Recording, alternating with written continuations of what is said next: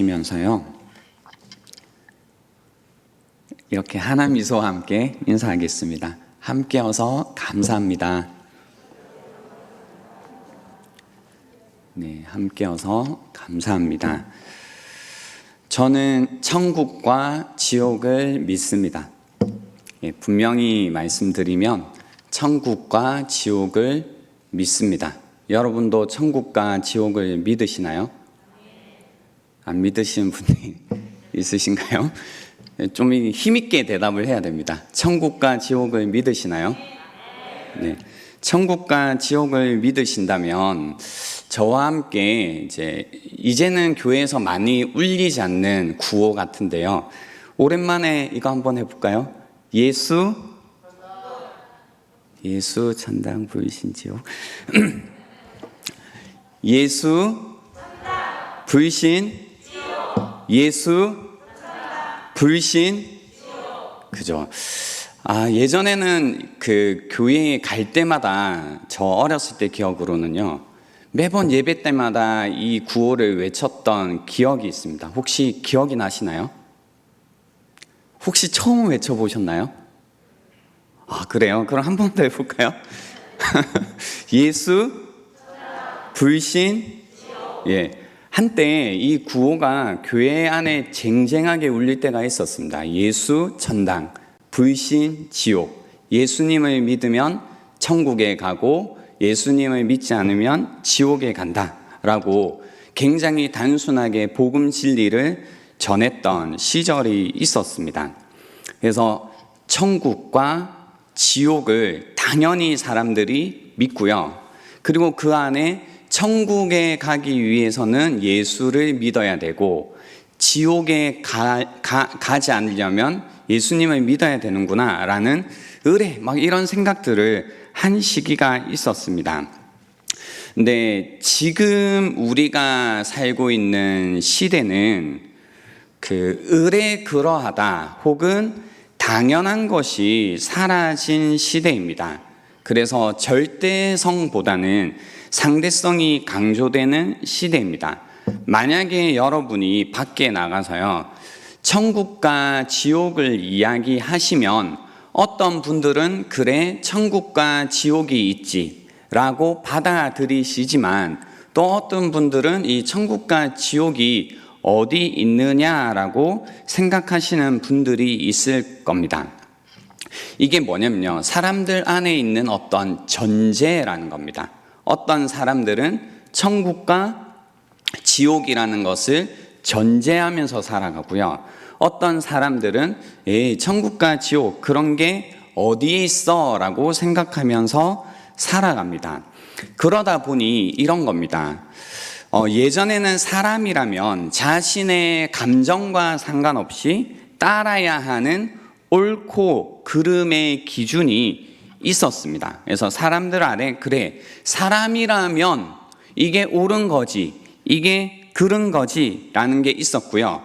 그러다 보니 뭔가 객관적인 죄악이라는 게 있었습니다. 그래서 요건 죄다라고 할 때 그게 죄고, 그리고 그 죄에 대한 책임을 져야 된다는 것이 사람들 마음속에 동의하고 있는 믿음이었습니다. 그렇기 때문에 하나님이라는 존재, 그리고 사후 세계, 어떤 절대적인 도덕이라는 것, 그리고 죄의식이라는 것이 존재했습니다. 그래서 천국과 지옥이 사람들 마음속에 전제되어 있었기 때문에요, 예수 천당, 불신 지옥이라는 메시지를 들었을 때 사람들이 움직였습니다. 그래서 천국으로 인도하는 교회로 와보라 라고 할 때 마음이 막 사람들이 열렸던 거죠. 예수 믿고 천국 가자라는 이야기가 통했습니다. 근데 지금은요, 상황이 많이 달라져 있습니다. 사람들 마음속에 이 천국과 지옥이라는 개념 자체가 사라져 있습니다. 팀 켈러라는 목사님은요, 탈기독교 시대 전도라는 책에서 이렇게 이야기하십니다. 현대사회로 들어서며 역사상 처음으로 신성한 질서를 거부하는 문화가 형성되었다. 이제는 개인의 자유라는 명분을 내세우며 인간이 순응해야 할 초월적 세계란 존재하지 않는다고 선언하기에 이르렀습니다 라고 책에서 적어 두었습니다. 무슨 얘기냐면요, 이런 거 없다는 겁니다. 지금의 문화는 더 이상 모두가 동의하는 객관적인 죄라는 것도 없고, 그리고 사후세계라는 것도 초월적인 어떤 존재라는 것도 없다라는 거죠. 그래서 어떤 죄의식이라는 것도 잘 사람들이 믿지 않습니다. 그러다 보니까 이처럼 죄의식이나 초월성에 대한 인식도 없고 사후세계를 전혀 믿지 않는 사람들에게, 이거죠, 그런 사람들에게는 어떻게 복음을 전해야 할까라는 질문이 생긴다라는 겁니다. 사실 현대 교회는 이 문제에 봉착해 있습니다. 이런 기본적인 전제가 결여되어 있기 때문에 사람들은 교회에 가야겠다라는 생각을 전혀 하지 않습니다. 예수 믿고 천국 가자고 해도 너나 가라 천국이라고 얘기합니다. 왜냐하면 그렇게 말하는 사람들의 마음속에는 천국이라는 것이 없는 세계이기 때문입니다. 이런 분들에게는 과연 어떻게 복음을 전해야 할까? 그렇죠? 구원 이야기하면요, 이런 얘기를 해요. 오히려 천국과 지옥이라는 생각으로부터 구원되는 것이 구원이다라고 이야기하는 시대입니다. 뭔지 좀 이해가 되시나요? 그죠? 이런 시대에 우리는 과연 어떻게 복음을 전해야 될까의 질문을 가지고 오늘 저희가 함께 읽었던 본문을 보면 좋겠다라는 생각인데요. 그런 측면에서 볼 때 오늘 본문 아주 중요하기도 하고 흥미로운 본문입니다. 이제 예루살렘에서요, 교회들이 생겨나기 시작하고 안디옥에도 교회가 세워졌습니다. 근데 처음 세워졌던 교회는 특징이 있었습니다. 그 특징이 뭐냐면 그 멤버들이 유대인들이었어요. 멤버들이 유대인들이었다라는 겁니다. 근데 이 멤버들이 유대인들이었다라는 게 무슨 얘기냐면요, 이 사람들 마음속에 하나님이라는 존재가 있고, 그리고 하나님께서 만들고 계시는 구원 역사라는 것이 그들 삶 속에 전제되어 있었습니다. 물론 이방인들도 회당이라는 곳에 왔었는데요, 회당에 찾아오는 이방인들은 하나님을 경외하는 자들이라고 불렀는데, 하나님을 경외하는 자들이란 어떤 의미였냐면 성경을 알고 성경을 믿는 자들이라는 뜻입니다. 그래서 처음에 교회는요, 다 하나님이란 존재를 어느 정도 알고 있고, 그리고 하나님께서 하시려고 하는 구원이라는 것을 알고 있었습니다. 그래서 사도행전 13장에 보면요, 저희가 오늘 읽었던 본문이 14장인데 13장 한 장만 앞에 봐도 어떻게 바울이 설교하냐면요, 이스라엘 역사와 하나님의 약속과 예수께서 그 하나님의 약속을 어떻게 성취하셨는가의 측면에서 이야기를 합니다. 이렇게 설교를 할 때 그런 이야기들을 하는 겁니다.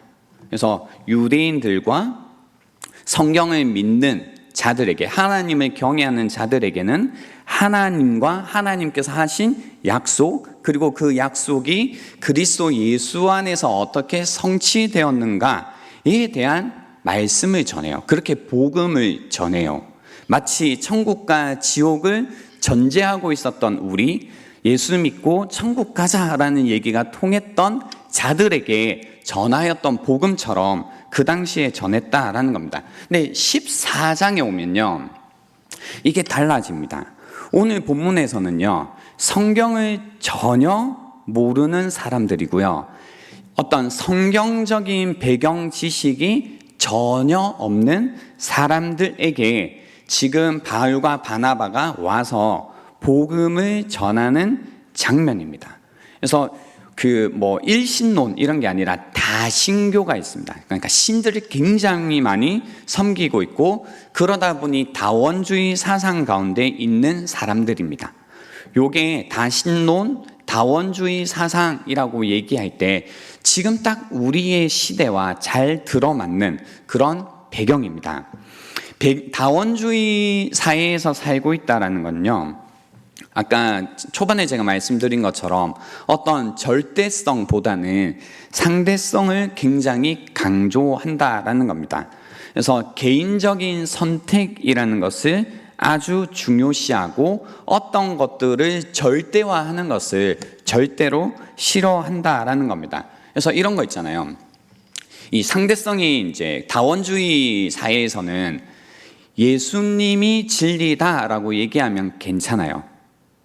예수님이 구원에 이르는 길이다라는 말까지는 괜찮아요. 별로 사람들이 불편해하지 않는데요. 어떤 말은 불편해하냐면 예수님만이 진리다, 예수님만이 구원에 이르는 길이다라고 하면 사람들이 이제 불편해지는 겁니다. 아니, 어떻게 저렇게 얘기할 수 있지? 어떻게 그것만이 유일한 진리라고, 구원에 이르는 길이라고 말할 수 있지? 굉장히 배타적인데 라고 하면서 그런 기독교를 향해서 사람들이 배타적인 이제 태도를 가지게 된다라는 겁니다. 그죠? 그래서 이런 어떤 상대성, 다신교, 그리고 다원주의 사회 속에서 이제 그 바나바와 바울이 복음을 전하고 있는데요. 어떻게 복음을 전했는지 저와 함께 보도록 하겠습니다. 8절에 보시면요, 루스드라에 발을 쓰지 못하는 한 사람이 앉아 있는데 나면서 걷지 못하게 되어 걸어 본 적이 없는 자라라고 합니다.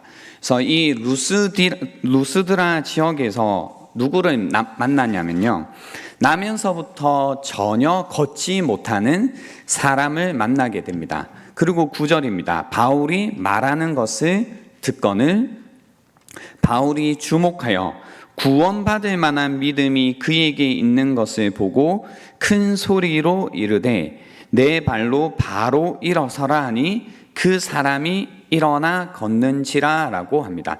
베드로가 행했던 기적과 거의 흡사한 장면입니다. 그래서 일단 이 장면에서 어떤 일이 일어났냐면요, 평생 태어나면서부터 걷지 못했던 사람이 걷는 일이 일어납니다. 구원받을 만한 믿음이 있는 것을 그에게 보고 그에게 내 발로 바로 일어서라고 하자, 믿음이 있으니까 어떻게 해요? 순종하죠. 그렇죠? 믿음이 있으니까 순종을 하는 겁니다. 그래서 일어나서 그 사람이 걷게 됩니다. 사실 오늘 이 본문에서 중요한 거는요, 요 이야기 다음이 중요합니다.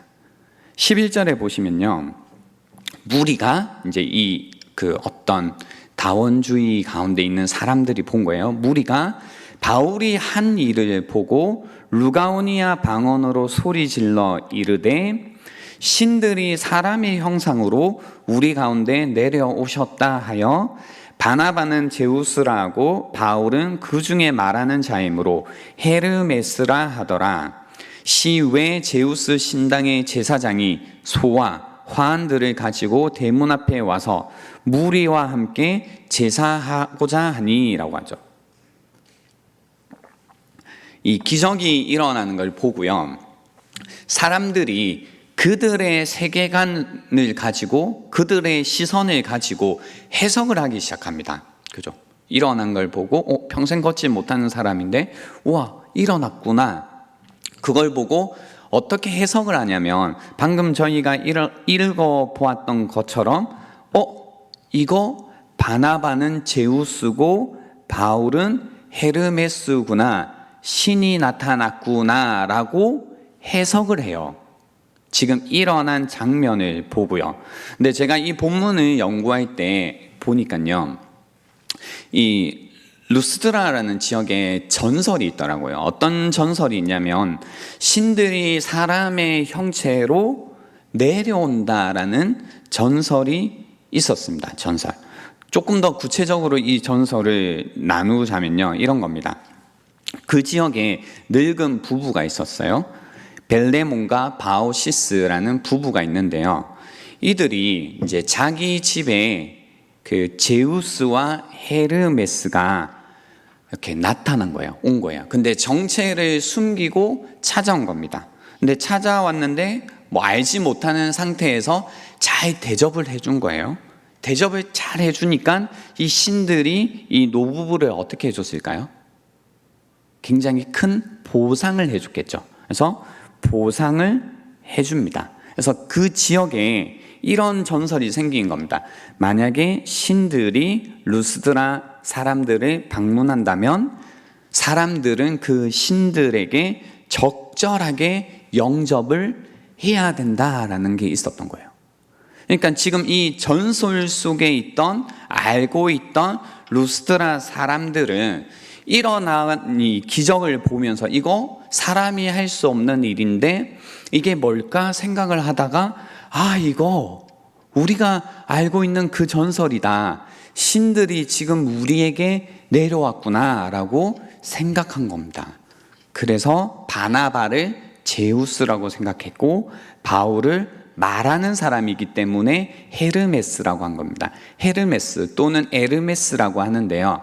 에르메스의 역할이 그 제우스의 메신저 역할이었어요. 그러니까 바울이 말하잖아요. 설교자다 보니까 이 바울을 저분이 헤르메스인가 보다, 에르메스인가 보다라고 생각을 했다라는 겁니다. 여기에서 우리가 한 가지 생각할 게 있어요. 뭐냐면 그 바울과 바나바가 한 일은 누가 한 일이에요? 하나님께서 베푸신 일이죠. 기적이죠. 그죠? 하나님께서 분명히 바울을 통해서 하신 일인데 이 루스드라 사람들은 그것을 보고 어떻게 해석을 했냐면요. 어떻게 봤냐면 자기들의 전설로 자기들이 전에 듣고 있던 이야기로 그 장면을 해석했다라는 겁니다. 그리고 그렇게 반응했다라는 겁니다. 여러분 그거 아시나요? 사람들마다 각자 가지고 있는 어떤 전설이 있고 문화마다 가지고 있는 전설이라는 게 있습니다. 근데 이 전설은 전설이라고 할 수도 있고요. 또는 어떤 그 나의 삶을 넘어서는 어떤 판타지에 관한 이야기가 있습니다. 그래서 사람들 안에 어떤 게 있냐면요. 뭔가 내가 가지고 있던 전설 혹은 내가 가지고 있는 판타지와 좀 유사한 장면을 보면 그죠? 그걸 그대로 보기보다는 나의 판타지나 나의 전설이라는 시각을 가지고 그것을 해석을 합니다. 근데 이 해석을 할 때 주는 뭐냐면 내가 어떻게 하면 좋은 보상을 받는다라는 이런 전설 혹은 이런 판타지로 본다라는 겁니다. 제가 여기에서 아하했던 게 뭐냐면요. 그 예수님을 믿고 또 하나님께서 우리의 삶 가운데 베푸시는 여러 가지 구원의 역사들. 그러니까 나면서부터 한 번도 걷지 못했던 자를 일으키는 것과 같은 우리의 믿음을 일으키신 것들을 경험하고 나서도 자칫 잘못하면 어떤 일이 충분히 있을 수 있냐면요. 여기 무리들이 했던 것처럼 하나님을 하나님의 존재 그대로 보기보다는 나의 전설, 나의 판타지라는 필터를 가지고 그 하나님의 하시는 일을 바라볼 수 있다는 겁니다. 그러다 보면 오늘 본문에서 나온 것처럼 행하지 말아야 되는 일들을 하게 된다는 겁니다. 그래서 한번 여러분 생각해 보십시오. 혹시 나는 하나님을 믿는다고 하고 하나님께서 행하신 놀라운 구원의 일들을 목도했음에도 불구하고 그것을 하나님의 일로 해석하기보다는 내가 원래 가지고 있던 나의 전설 혹은 나의 판타지로 그 일들을 해석하고 있는 게 아닌가? 이거 어떻게 알 수 있냐면요. 하나님께 실망했다라고 하는 사람들이 대부분 이런 경우가 많습니다. 그러니까 하나님께서 하시는 구원의 일, 다른 말로 하나님 나라의 일에 관심을 갖기보다는 나의 어떤 전설 혹은 나의 어떤 판타지 가운데 내가 이렇게 하면 하나님께서 이렇게 보상해 주시겠지? 내가 이렇게 막 섬기면 하나님께서 이런 내가 꿈꾸었던 것들을 나의 꿈들을 이루어 주시겠지라는 어떤 마음에서 온, 그래서 하나님께서 내가 원했던 내 꿈대로, 내 마음대로, 내가 생각했던 대로 이루어 주시지 않았을 때 내 마음속에 가득 들어차 있는 실망감이 있다면, 그죠? 우리는 어쩌면 하나님께서 행하고 계신 하나님의 일을 보고 있는 것이 아니라 내가 가지고 있는 전설로, 내가 가지고 있는 판타지로 하나님의 일을 보고 있을 수 있다는 겁니다. 그죠? 마치 루스드라 사람들이 실수했던 것과 같은 실수를 하고 있을 수 있다는 겁니다. 이런 사람들에게 바울이요, 설교를 합니다. 그죠? 그러고 나서 15절을 보세요. 이르되 여러분이요 어찌하여 이러한 일을 하느냐라고 합니다. 여러분, 이거 아니라고 얘기를 해주죠. 어찌하여 이러한 일을 하느냐? 우리도 여러분과 같은 성정을 가진 사람이라 여러분에게 복음을 전하는 것은 이런 헛된 일을 버리고 천지와 바다와 그 가운데 만물을 지으시고 살아계신 하나님께로 돌아오게 함이라 라고 하는 겁니다. 그렇죠? 누구에게요? 만물을 지으시고 살아계신 하나님께로 돌아오게 함이라. 그러면서 이어서 하는 얘기를 들어보십시오. 하나님이 지나간 세대에는 모든 민족으로 자기들의 길들을 가게 방임하셨으나 내버려 두셨으나 17절 그러나 자기를 증언하지 아니하신 것이 아니니 곧 여러분에게 하늘로부터 비를 내리시며 결시기를 주시는 선한 일을 하사 음식과 기쁨으로 여러분의 마음에 만족하게 하셨느니라 라고 이야기를 하십니다.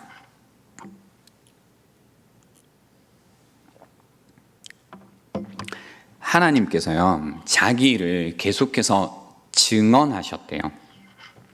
물론 그 민족들이 자기의 길을 가도록 방임했다, 내버려 뒀다, 좀 긍정적으로 얘기하면 인내하셨다라고 할 수 있는데요. 이 방임한 상태 가운데서도 그냥 정말로 내버려 두신 게 아니라 17절에 보시면요. 그러나 자기를 증언하지 아니하신 것이 아니다라고 이야기를 하세요. 그러니까 하나님 자기 자신을 계속해서 계시하셨다는 거예요. 드러내셨다라는 거예요.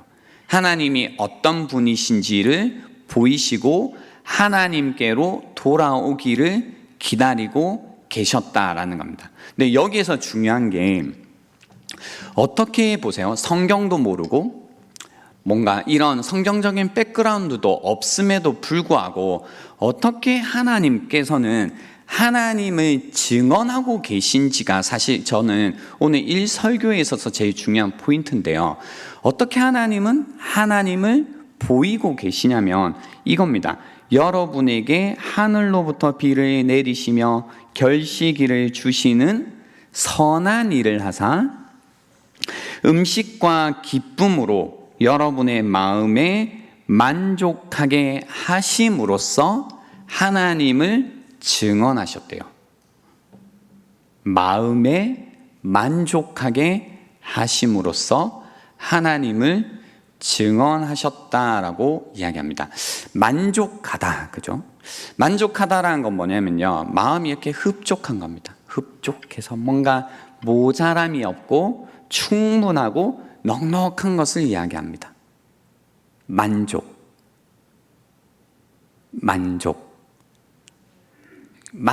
그죠?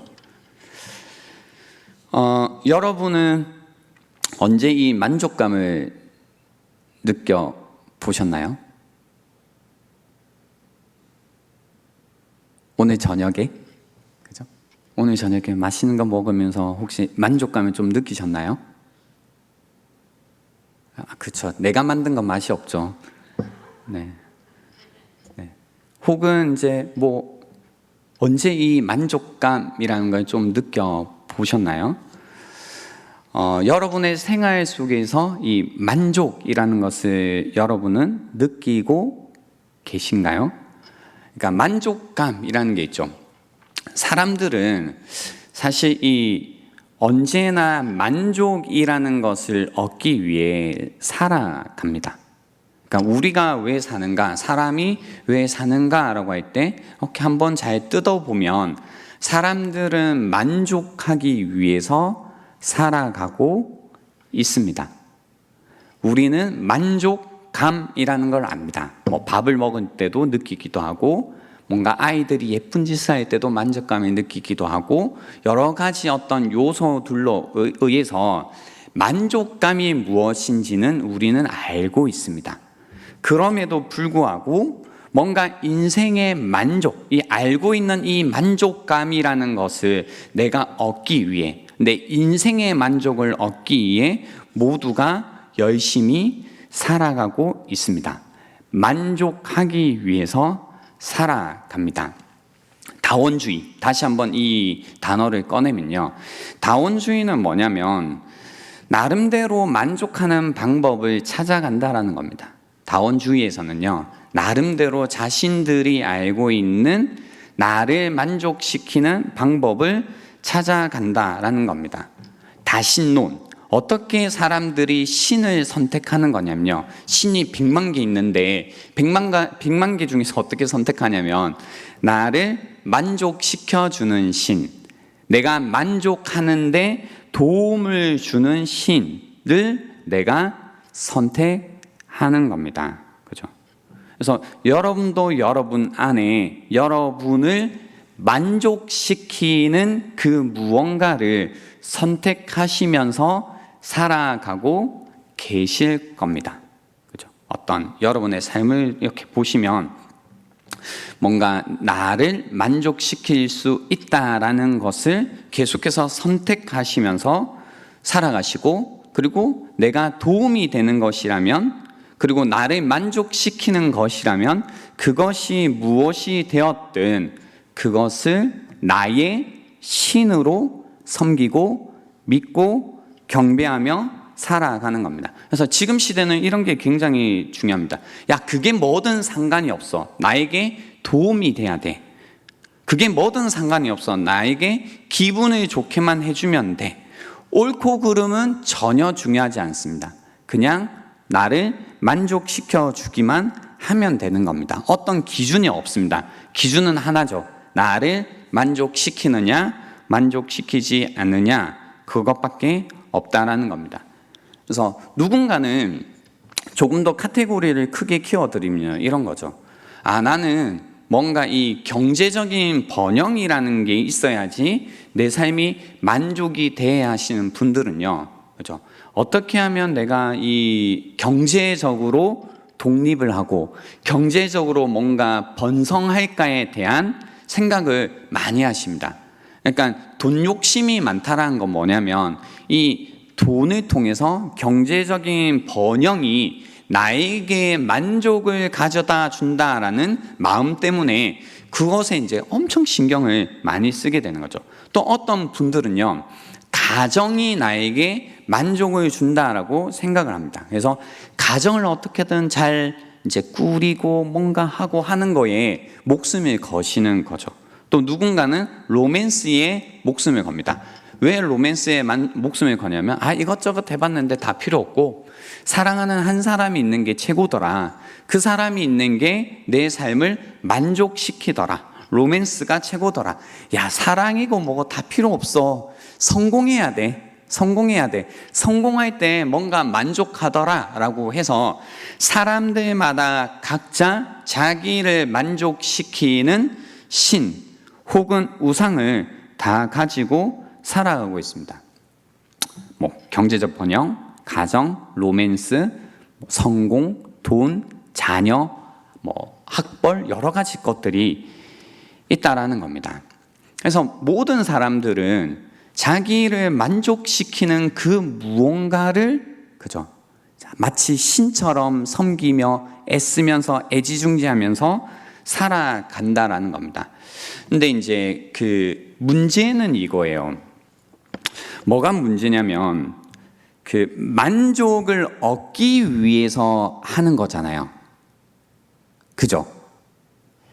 만족하기 위해서 하는 거잖아요. 만족하기 위해서 돈도 벌고, 만족하기 위해서 사랑도 하고, 만족하기 위해서 성공을 하는 건데, 문제는 뭐냐면 우리가 이렇게 만족하기 위해서 선택하는 방법이 헛된 일이라는 겁니다. 헛된 일, 헛되다라는 겁니다. 성경이 계속해서 우리에게 지적해 주는 게 뭐냐면, 우리에게 만족이라는 것이 필요한데 사람들마다 나름대로 이 만족이라는 것을 얻기 위해 선택하는 것들이 다 헛된 것이다 라고 이야기합니다. 헛되다 라고 하면 무언가 비어있다 혹은 무의미하다 또는 효과가 없다라는 뜻이거든요. 헛되다라는 게. 그러니까 내가 돈을 벌고 뭐 하고 한다고 해도 그것을 통해서 결국은 만족을 추구하지만 어떻게 인생이 될 거다라고 하시는 얘기냐면 공허할 거다, 만족하지 못할 것이다 라고 성경이 이야기하신 겁니다. 사람은 왜 만족을 모르는가 라는 제목의 책에서요, 로니 에슈너라는 저자는 이렇게 이야기합니다. 어떤 불만족하는 거에 관한 설명을 하면서요, 많은 실패를 겪은 사람들보다 오히려 자신이 원하는 것을 성취하고 갖고 싶은 것을 손에 넣은 사람들일수록 불만족이라는 것이 심했다라고 지적합니다. 그러니까 채울수록 부족해지는 어떤 만족의 딜레마가 있다라고 이야기를 합니다. 그죠? 재밌죠? 만족하기 위해서 선택한 방법인데 내가 그 방법에 있어서 실패한 게 아니라 성공했음에도 불구하고 어떻게 된다고요? 더 불만족하게 된다라는 거예요. 그렇죠? 불만족하게 된다는 겁니다. 그럼에도 불구하고요, 사람들이 계속 그걸 놓지 못하고 살아가는 이유가 있습니다. 그걸 계속해서 나의 신으로, 나를 만족시킬 나만의 신으로, 우상으로 섬기고 살아가는 이유가 있습니다. 크리스토퍼 라이트라는 분이 이것이 너의 신이다 라는 책에서 이렇게 이야기합니다. 그렇게 신이 되는 이유, 계속 나를 만족시키지 못함에도 불구하고 그것들이 우리의 신이 되는 이유는 우리가 그것들이 하는 그럴듯한 약속들을 믿겠다고 고집을 부리기 때문이다. 우리는 그것들이 요구하는 엄청난 재물들을 계속 바치고 있다. 우리는 그것들이 우리를 실망시키지 않기를 계속 기대한다. 물론 그것들은 언제나 우리를 실망시키고 만다. 우상 숭배는 헛된 노력과 좌절된 소망이다. 거짓 신들을 숭배하는 것은 무익한 행동이자 거대한 망상이다. 그것의 운명은 실망뿐이다 라고 이야기를 합니다. 그것의 운명, 내가 내 삶을 만족시키기 위해서 선택했던 그 모든 것들의 운명, 끝은 뭐냐면요, 실망뿐이다 라고 이야기를 하고 있습니다. 여러분, 우리가 지금 살아가고 있는 이 시대는요, 사실 그 어느 때보다 구원이라는 것이 필요합니다. 근데 그 구원이 무엇으로부터 구원이냐면요, 오늘 본문에 나오는 이 헛된 일로부터의 구원이라는 것이 필요한 시대입니다. 구원은 늘 구출하는 것, 건져낸다라는 의미거든요. 근데 무엇으로부터 건져내는 것, 무엇으로부터 구출이 필요하냐면, 지금 사람들은 오히려 뭔가 죄의식이라든지 이런 게 굉장히 희박하거든요. 근데 뭐에 대한 이 마음이 굉장히 크냐면 이 실망뿐이다, 그죠? 이 좌절감이라는 것이 굉장히 큽니다. 헛되다라는 감정이 아주 큽니다. 그래서 공허감이라고 부르죠. 공허감에 쌓여 있는 사람들이 굉장히 많습니다. 우리 주변에. 그러니까 사실 그 어느 때보다 지금 잠도 줄이고 열심히 애쓰면서 일하면서 살아가는 분들이 너무너무 많습니다. 근데 그렇게 애쓰면서 살아가는 이유가 뭐예요? 만족하려고. 그죠? 만족하려고. 근데 이제 이 만족하려고라고 하는 이 말이 무슨 초등학교 수준의 그런 얘기가 아니잖아요. 만족하려고라는 말이 뭐냐면 여러분 그런 마음 아시죠? 마음속에 끊임없이 이 불만족될 때 뭔가 계속 끓는 이 마음이 있고 뭔가 이 뜨는 이 마음이 있어요. 그죠? 내 삶 가운데 발이 탁 붙이고 살아갈 수 없고 계속해서 이 현실로부터 내 발이 떨어지면서 뭔가 붕 뜨는 느낌 가운데 비현실감 가운데 살아가는 이런 마음이 있어요. 그리고 마음속에 만족감이 없기 때문에 뭔가 모르게 이게 뭘 해도 채워지지 않는 느낌. 그러니까 먹어도 배고픈 느낌 아시나요? 아시죠? 그러니까 배는 안 고픈데 왜 뭘 먹어야겠지라는 거. 뭘 하고 싶진 않은데 뭐라도 해야 되겠다는 것. 내가 뭘 보고 싶지 않은데 뭐라도 계속 열중해서 안 보면 뭔가 헛헛해서 안 되겠다라는 게 다 뭐냐면요. 무엇을 해도 만족되지 않는 이 영혼. 그죠? 이 깊은 만족이 없으면 계속해서 얄팍한 것들을 하면서 어떤 만족들을 취해보지만 그것으로는 우리의 영혼을 절대로 만족시킬 수 없다는 겁니다. 그죠? 그 안에서 어쩔 수 없이 반복하는 이 헛된 일 속에 좌절감 가운데 공허감 가운데 살아가고 있는 사람들에게 오늘 이 복음을 외쳐야 된다는 겁니다. 하나님만이 우리에게 참된 만족, 우리의 영혼에 깊은 만족을 주는 존재다라는 것을 알려야 된다는 겁니다. 아마 이번 VIP 축제를 준비하면서요, 주변 이제 친구들과 이제 접촉도 해보시고 어떻게 하나님을 전할까 생각도 하시면서 아마 여러분 가운데 그런 분들 계실 거예요. 예수 천당 불신족인데 언제 예수 믿고 천국 가자고 얘기를 할까? 막 망설이고 계신 분들 계실 건데요.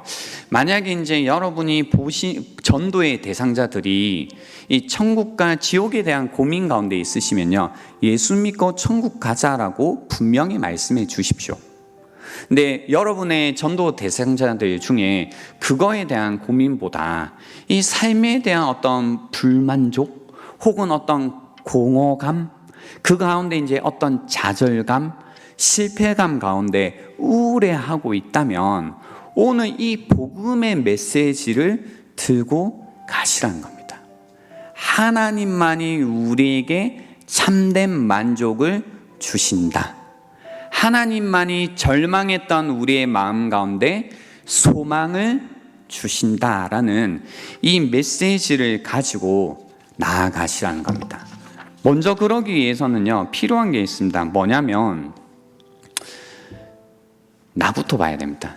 나는 이런 만족이 있는가를 먼저 보셔야 됩니다.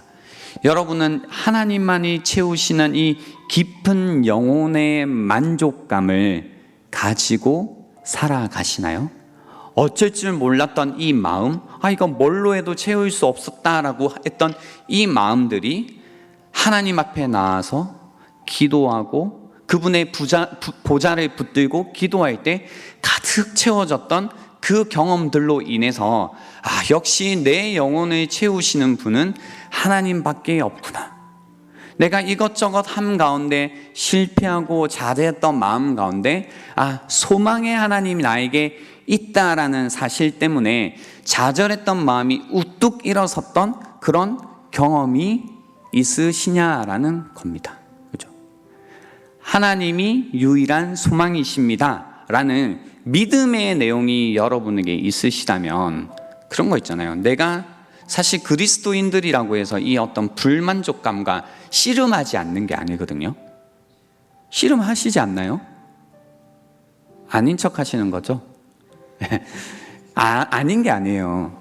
그러니까 하나님이 우리의 소망이니까 끝나는 문제가 아니라 하나님이 우리의 소망이시고 그분만이 우리 영혼의 깊은 이 불만족감을 채우시는 분이라면 우리의 삶 속에서 그런 어떤 불만족감과 공허함과 어떤 실패감 가운데 우리가 막 신음하거든요. 그때 그걸 가지고 세상과 똑같이, 세상 사람들과 똑같이 다른 데 가서 그걸 풀려고 해보고 채우려고 해보는 게 아니라 그 마음 가지고 하나님 앞에서 씨름하는 거예요. 이게 야, 돈이 있어야지 될 것 같은데 라는 그 마음을 붙들고 하나님 앞에 나와보는 거예요. 하나님 앞에 나와서 하나님, 이 마음이 있습니다. 이 뭔가 채워지지 않는 이 마음이 있는데 이 마음 하나님만으로만 채울 수 있다고 하셨사오니 주여, 이 마음을 주님의 은혜로, 주님의 기쁨으로 채워주십시오. 그리고 그 가운데 가득 채워지는 경험이 있어야 되는 거죠. 그때 자신 있게 친구들에게, 지인들에게 전할 수 있는 겁니다. 복음을.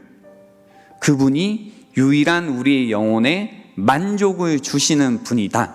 그분만이 살아계신 하나님이시고 우리의 소망 되시다라는 메시지를 전할 수 있다는 겁니다. 그 경험을 이번 VIP 기간 동안 여러분 많이 하시기 바랍니다. 원래 VIP 기간 뭔가 전도 프로젝트를 할 때는요, 우리가 전하는 것도 중요하지만 먼저 누리는 것도 엄청 중요해요. 내가 전하려고 하는 믿음의 내용들이 내 삶 가운데서 먼저 경험되고 체험되는 그런 시간이 있으면 좋겠습니다.